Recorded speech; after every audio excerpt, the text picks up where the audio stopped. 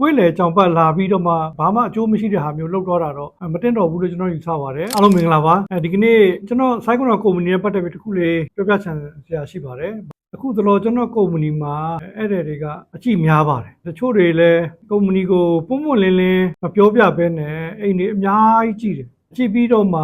နောက်မှဝယ်မှာပေါ့နော်တေချာလေးမေးကြည့်တဲ့ခါကျတော့ဘာလဲဆိုတော့သူတို့အိမ်ရောင်းပြီးမှဝယ်မဲ့ဟာမျိုးလိုက်ဈေးစုံစမ်းတာလေဒါမျိုးမလုပ်စေချင်ပါဘူးเนาะကျွန်တော်တို့ကုမ္ပဏီကကိုပိုင်ကားတွေနဲ့လိုက်ပြတဲ့ခါကျတော့စီတွေလည်းကုန်တယ်နောက်ဝန်ထမ်းတွေရဲ့အချိန်တွေလည်းအများကြီးစားပလိုက်တာပေါ့เนาะဝန်ထမ်းတွေလည်းမျောလင်းချက်ကြီးနဲ့လိုက်ပြတယ်ပြီးတော့မှဈေးစုံစမ်းတဲ့ဟာမျိုးဖြစ်နေတာတွေ့ရတာပေါ့နော်အဲ့တဲ့တော့လူကြီးမင်းတွေကိုကျွန်တော်အနေနဲ့အကြံပြုလိုတာကကျွန်တော်တို့ site ကုမ္ပဏီကိုလာမယ်ဆိုရင်ပွန့်လင်းလင်းပြောလို့ရပါတယ်เนาะကျွန်တော်တို့ဈေးစုံစမ်းချက်နဲ့ဘယ်နေရာဘယ်လောက်ပေါက်နေပြီလဲဆိုရင်ကျွန်တော်တို့အခုကျွန်တော်ဗီဒီယိုရိုက်နေတဲ့အဲကွန်ခန်းထဲမှာပဲเนาะအေးမြလေးနဲ့နော်ရေတန့်လေးတိုက်ရေနွေးချမ်းလေးတိုက်ကော်ဖီလေးတိုက်ပြီးကျွန်တော်တို့အများကြီးကျွန်တော်ဆွေးနွေးပေးလို့ရပါတယ်မဟုတ်ဘဲနဲ့လိုက်ပြီးတော့မှမယန်းကုန်းကြည့်လိုက်ပဟန်းကြည့်လိုက်ရန်ကင်းနီးတစ်ဝိုက်ကြည့်လိုက်အဲ့လိုတွေကျွန်တော်တို့ဝန်ထမ်းတွေကိုအချိန်ပြုံးတီးမှုပြင်ပန်းမှုတွေကုန်ကြစည်တွေများစွာနဲ့လိုက်လုပ်ပြီးတော့မှလူကြီးမင်းအနေနဲ့ကပြီးတော့ဘာမှမဟုတ်ဘူးဈေးလိုက်စုံစမ်းတဲ့အနေနဲ့တိုက်ကြည့်တယ်ဆိုတာကျွန်တော်အနေနဲ့ကတော့မတင်တော်ဘူးထင်ပါတယ်စီးပွားရေးရှာမှာ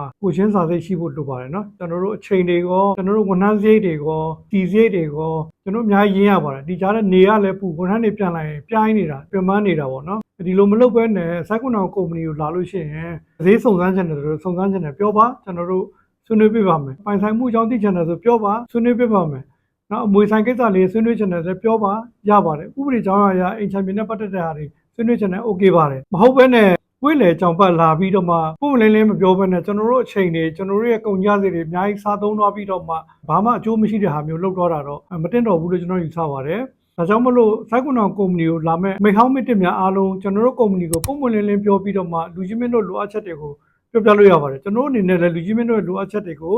ဖြည့်ဆည်းပေးဖို့အဆင်သင့်ရှိပါတယ်အားလုံးကျေးဇူးတင်ပါတယ်